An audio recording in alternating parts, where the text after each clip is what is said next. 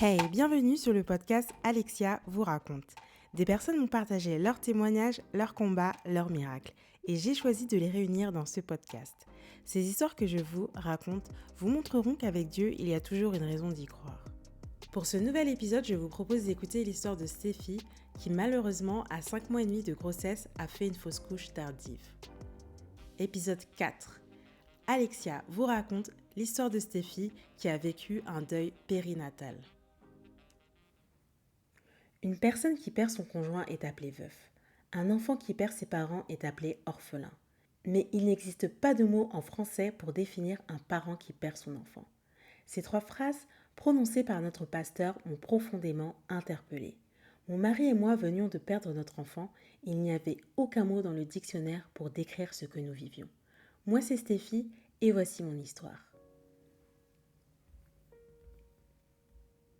Mon mari, Thierry et moi nous sommes rencontrés pour la première fois sur un stade d'athlétisme. Lui entraîneur et moi athlète. Notre rencontre s'est faite à un moment si parfait que seul Dieu avait pu prévoir cela. 3 ans et demi après notre mariage, je décidai d'arrêter la pilule contraceptive. Je tombais enceinte 1 mois après. Je ne m'y attendais pas du tout. Je n'avais pas prévu de tomber enceinte aussitôt. Mais lors de la première échographie, cela devint réel et je prenais conscience qu'un petit être vivait en moi. Petit à petit, j'étais remplie de joie. Ma main était constamment sur mon ventre qui commençait à s'arrondir. Remplie de bonheur, je comptais les jours avant la rencontre officielle avec mon enfant. Mais je n'avais aucune idée que les choses allaient de plus en plus se compliquer. Cela a commencé par un mal de dos, une douleur intense qui m'empêchait de garder une position assise. Je n'avais rien porté, fait aucun mouvement brusque, mais j'avais tellement mal au dos. Une collègue me dit « Sûrement le bébé qui appuie sur un nerf. Écoute, les femmes enceintes ont mal au dos, c'est normal. » La douleur était de plus en plus insupportable. Position assise, debout, allongée, rien ne me soulageait. Médecins, amis, famille, femmes enceintes autour de moi, tout le monde avait le même discours. C'est normal d'avoir mal au dos. Je devais donc serrer les dents et poursuivre sans me plaindre. Mais je me fis tout de même arrêter par mon médecin. Quelques jours plus tard, nous avions prévu avec mes copines un week-end dans la ville de Troyes, à 3 heures de mon domicile. J'avais longtemps hésité à maintenir ce week-end en raison de mon mal de dos, mais mes amis insistaient. C'était prévu depuis longtemps et puis j'allais en profiter pour révéler à toute ma grossesse. Une fois toutes les filles arrivées à Troyes, je sortis d'une pièce et criais « Surprise !» en montrant mon ventre tout rond. Nous étions toutes folles de joie. Heureuse, je me dis « Finalement, j'ai bien fait de venir !» Ce week-end était parfait. Le dernier soir, nous avons profité de la piscine intérieure pour nous détendre. L'eau soulageait mon dos encore douloureux. Je pensais, c'est certainement la clé pour m'aider à soulager la douleur. Je devrais essayer ça plus souvent. Puis, vers 2 heures du matin, trop fatiguée, je décidai d'aller me coucher. Mais tout à coup, je sentis 1, 2, 3 gouttes qui coulaient. Est-ce l'eau de la piscine ? Suis-je en train d'uriner sur moi ? Mais au fond, je savais que ce n'était pas ça. Ce ne fut plus des gouttes, mais un torrent de liquide qui s'écoulait. Je lève les yeux et regarde mes amis apeurés. Qu'est-ce qui m'arrive ? Personne ne savait quoi répondre, mais tout le monde savait. Qu'est-ce que je fais ici ? Qu'est-ce que je fais ici ? Pardon Thierry, pardon Thierry. Je demandais pardon à mon mari comme si j'avais fait une bêtise. Je me sentais coupable d'être revenue à Troyes plutôt que d'être restée à la maison au repos. Pardon Thierry, pardon, je suis en train de perdre ton enfant. Tout était devenu trouble. Je ne comprenais rien sauf une chose. J'étais à 21 semaines. C'était trop tôt pour accoucher. Mes amis m'emmenèrent à l'hôpital. Dans la voiture, l'une d'entre elles se mit à réciter le psaume 23. « L'Éternel est mon berger, je ne manquerai de rien. Il me fait reposer dans de verts pâturages. » Au fond de moi, je suppliais Dieu. « Seigneur, je t'en supplie, sois avec moi. » L'attente aux urgences semblait interminable. Entre-temps, nous appelions mon mari Thierry à 3 heures du matin. Lorsqu'il décrocha, il comprit. Il savait que quelque chose n'allait pas. Il prit la route immédiatement. Une interne vint enfin me consulter. Elle fit une échographie de contrôle et Dieu merci, j'entendis le cœur de mon bébé. Il battait encore. Merci Seigneur, il est toujours vivant. Cependant, elle ne répondit aucun mot réconfortant. Elle me dit « Effectivement, il n'y a plus de liquide amniotique. vous êtes en train de faire une fausse couche. Nous allons vous monter en salle de naissance. Quoi ? Mais comment peut-elle me dire ces mots de manière si déshumanisée ? Elle ne me donne aucune explication. Simplement que je devais expulser ce bébé alors qu'il est trop tôt. Je sais qu'il est trop tôt. La peur m'envahit et je perdis le contrôle. De toutes mes forces, je me mis à hurler. Non, je veux mon bébé, je veux mon bébé. Face à mes cris, elle fut prise de panique et tenta de me calmer. Elle comprit que l'on parlait d'une vie, d'un cœur qui battait, d'une maman qui aimait d'ores et déjà ce bébé. Elle prit enfin le temps de m'expliquer que je venais d'avoir une rupture prématurée des membranes, un accident qui arrive dans 3% des grossesses. 3%. Je faisais partie des 3 femmes sur 100 qui perdaient les os passés le premier trimestre. Elle me rassura en me disant que ce n'était pas dû au voyage. Cela aurait pu arriver assise ou même couchée. Toujours sonnée, j'appelais ma mère. Maman, je suis en train de perdre mon bébé. Pardonne-moi maman, pardonne-moi.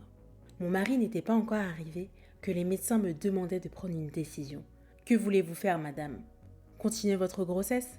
Mais maintenant que votre col est ouvert, cela peut être fatal pour votre bébé, mais également pour vous. Que voulez-vous faire, madame ? Là, maintenant, seule, on me demandait de prendre la décision de stopper ma grossesse ? Hors de question. Thierry arriva enfin, et bien entendu, nous prenions la décision de poursuivre la grossesse. Au bout de 3 jours d'hospitalisation, le travail n'avait pas commencé. L'hôpital décida ainsi de me laisser rentrer chez moi. Madame, vous êtes croyante ? Alors gardez espoir. De nombreuses femmes rompent la poche des os et finissent par aller au bout de leur grossesse. Arrivée chez moi, j'étais assignée au lit. J'en voulais à Dieu. Pourquoi me faisait-il traverser cela ? Pourquoi je ne pouvais pas vivre une grossesse normale ? Je recevais de nombreux messages de ma famille, des membres de l'église, mais je souhaitais simplement être seule et ne plus recevoir de messages. Tu vas bien ? Non. Je rageais intérieurement. J'implorais Dieu. Sauve mon bébé. Les jours, les semaines passaient et c'était une bonne nouvelle car petit à petit, je me rapprochais du terme de viabilité du bébé. On me croyait même sortie d'affaires. Jusqu'à ce jour. Jusqu'à ce dimanche. Je sentais les douleurs partir et revenir, des contractions. Les douleurs s'intensifiaient. Je préviens mon mari. Je crois qu'on doit aller à l'hôpital. Il n'y croyait pas. Encore 5 jours. 5 jours et notre enfant serait viable. Non, pas maintenant. Il me suppliait du regard de rester calme. Mais les douleurs étaient de plus en plus intenses. Désemparée, j'appelais les pompiers. Arrivée à l'hôpital, une sage-femme fit une échographie. J'entendais son cœur battre, mais je me doutais que c'était sans doute la dernière fois. Allongée seule sur la table d'examen, j'entendis en moi la fin de la prière de Jésus. Non pas ce que je veux, mais ce que tu veux. À ce moment précis, je compris que je devrais accoucher de mon enfant. Je dormis quelques heures, puis une sage-femme m'indiqua que j'avais désormais de la fièvre, signe d'une infection. Elle m'annonça sincèrement. « Madame, il va bientôt falloir pousser. Je vous laisse un peu de temps. » Elle quitta la pièce afin de nous préparer psychologiquement. Thierry, qui jusque-là était resté solide comme un roc, fondit en larmes. « Pourquoi veux-tu sortir maintenant, bébé ?» Avec le peu de force que j'avais, je lui dis « Ne me lâche pas, ça va aller. Si notre enfant sort aujourd'hui, nous ne pourrons compter que sur Dieu. Je le sais, Dieu est ici à mes côtés, au beau milieu de cette nuit si sombre. » Après plusieurs poussées, dans le plus grand des calmes, notre bébé arriva. « Il est tout petit ?»« Oui, c'est un garçon. Est-ce que vous voulez lui donner un prénom ?»« Oui, il s'appelle Isaïa, ce qui signifie Dieu est délivrance, Dieu est salut. » Le silence. Il ne pleurait pas, ne faisait pas de bruit, ne bougeait pas. Je le savais, il était parti. Thierry demanda tout de même à vérifier son pouls. On lui répondit « Non, il n'y a pas de pouls. » Posé sur mon ventre, mon fils semblait apaisé, en paix. Mon miracle était là. Mon mari priait pour que Dieu réveille notre fils. « Réveille-toi, réveille-toi s'il te plaît. » Mais il resta endormi. J'appelais ma mère. « C'est fini maman, notre fils est parti. » Ce fut un choc pour toute notre famille, nos amis, nos pasteurs. Je pris Isaïa une dernière fois dans mes bras et lui dis au revoir pour toujours. L'accouchement s'étant bien passé, on me prévient que je pouvais rentrer directement chez moi. Et non, ce n'était pas un rêve. Je quittais l'hôpital sans mon bébé. Ma famille tentait tant bien que mal de me consoler. Tu auras d'autres enfants, Stéphie. David avait perdu un enfant et après Dieu lui a donné Salomon. Rien ne me consolait. David avait commis un péché, voilà pourquoi il avait perdu un enfant. Qu'est-ce que j'ai fait? Qu'est-ce que moi j'ai fait? À la suite de cela, les appels, les messages, les visites s'enchaînaient, mais rien ne m'aidait à surmonter ma tristesse. Excepté une phrase de ma grande sœur. Tu sais, Stéphie, c'est triste à dire, mais ce qui t'arrive est arrivé à beaucoup de femmes dans les églises, et elles ne sont pas soutenues. Moi, mes 2 fausses couches m'ont permis de me tourner vers beaucoup de femmes et de partager mon témoignage avec elles. Cette phrase me frappe à l'esprit. Je pensais être la seule au monde à qui cela arrivait. Je pensais devoir même me cacher car je me disais que les gens se demanderaient quel péché j'ai fait pour en arriver là. Mais beaucoup de femmes pleuraient comme moi en secret. Notre pasteur nous encouragea à écrire une lettre à Isaïe qui se terminerait par « à bientôt ». Car en tant que chrétiens, nous avions l'espérance que nous le rejoindrons un jour auprès du Seigneur. Puis, nous décidions avec Thierry de tenir une petite cérémonie à l'église avec nos proches, durant laquelle nous pourrions lire cette lettre. Le jour de la cérémonie, je trouvai la force de laisser parler mon cœur et je lus la lettre. Isaïe, mon fils. Oui, c'était mon fils. Oui, j'étais maman. Quelques chants, un prêche du pasteur, un moment beau et difficile, mais la courte vie d'Isaïa fut honorée. Puis petit à petit, les messages, les appels, les visites ont diminué, mais pas ma douleur. Je souffrais beaucoup. Par moments, je ne voulais même pas sortir de ma chambre, sortir de chez moi, par peur de croiser des femmes enceintes. Père, tu étais où? Si tu avais été là, mon fils ne serait pas mort. Des mots durs et douloureux, mais petit à petit, je recommençais à m'adresser à Dieu. Des prières courtes mais profondes. Seigneur, je souffre, aide-moi. Seigneur, je veux te faire confiance. Seigneur, guéris mon âme. Thierry et moi prirent une semaine de vacances en croisière pour souffler. Un voyage offert par nos amis pour nous consoler. Petit à petit, nous recommencions à rire, même si la tristesse pouvait ressurgir. Cette croisière devait être également l'occasion de faire notre dernier au revoir à Isaïa.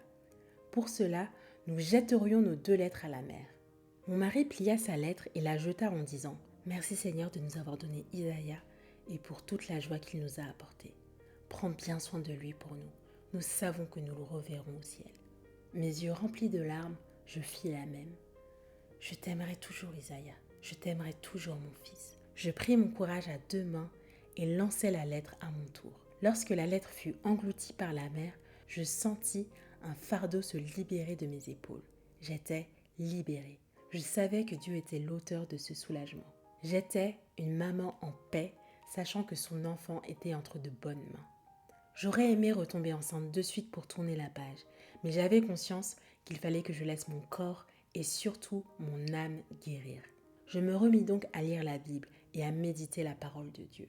La Bible me fortifiait, ces histoires me redonnaient du courage. La décision de tourner la page me revenait. Cela ne signifiait pas oublier mon fils, mais tourner la page pour que Dieu puisse écrire un nouveau chapitre, car ma vie ne s'arrêtait pas à ce dimanche où j'ai perdu mon enfant. Petit à petit, je laissais Dieu façonner mon cœur et la joie reprenait sa place à nouveau dans ma vie. Un médecin nous confirma ensuite que non, ce n'était pas ma faute. Certaines femmes ont un col insuffisant et sont incapables de tenir une grossesse sans aide médicale.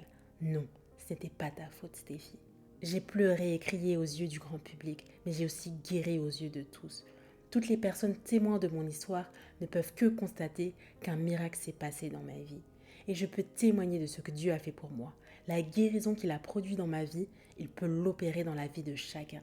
J'aime dire qu'Isaïa était un enseignant, car grâce à lui, nous avons appris et sommes passés dans la classe supérieure.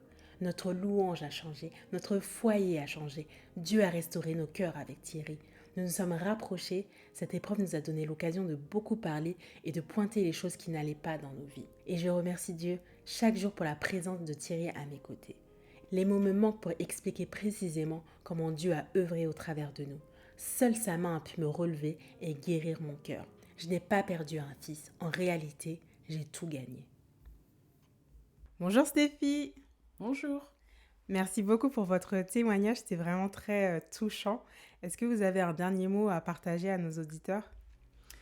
Je voudrais juste envoyer un petit message d'encouragement à tous les couples qui vivent des difficultés pour enfanter. Moi, je crois que Dieu est tout-puissant et qu'il est capable, d'une façon ou d'une autre, de faire un miracle dans vos vies. Il l'a fait dans la mienne. Je voudrais juste dire que mon histoire, elle s'est bien terminée. J'ai eu une petite fille quelques mois après avoir perdu Isaïa. Donc le Seigneur a transformé mes larmes en joie. Et si je peux donner un verset, je donnerai le psaume 113, verset 9, qui dit « Il donne une belle maison à celle qui était stérile. Il en fait une mère joyeuse au milieu de ses enfants. » Vous avez également écrit un livre? Oui, j'ai partagé mon témoignage dans un livre qui s'appelle 23 semaines et 2 jours. Donc, c'est la durée de vie d'Isaïa sur Terre, dans mon ventre. Donc, voilà, je partage tout, mais vraiment tout. J'ai mis mon cœur à nu pour montrer que, certes, nous croyons en Dieu, mais que ça ne veut pas dire qu'il n'y a pas d'épreuve. Donc, j'ai essayé d'être le plus vrai possible, de montrer que dans l'épreuve, effectivement, on peut en vouloir à Dieu et c'est tout à fait normal. Mais même dans ces moments difficiles, il nous montre qu'il nous aime et il est patient, riche en bonté. Il attend qu'on soit prêt pour intervenir et pour nous guérir intérieurement. Et où peut-on se procurer ce livre? Alors, il est disponible dès maintenant sur Amazon et sur la librairie en ligne de The Book Edition, donc la librairie d'auto-édition. Donc, le titre, 23 semaines et 2 jours, comment ma foi en Dieu m'a aidé à surmonter un deuil périnatal. Merci beaucoup. J'espère que ce témoignage t'a plu et fortifié. N'hésite pas à mettre un commentaire et des petites étoiles afin d'aider mon podcast à être plus visible. Si toi aussi tu as une histoire à partager, envoie-moi simplement un mail à alexiavouraconte@gmail.com ou envoie-moi un message privé sur Instagram, Alexia vous raconte. À la semaine prochaine!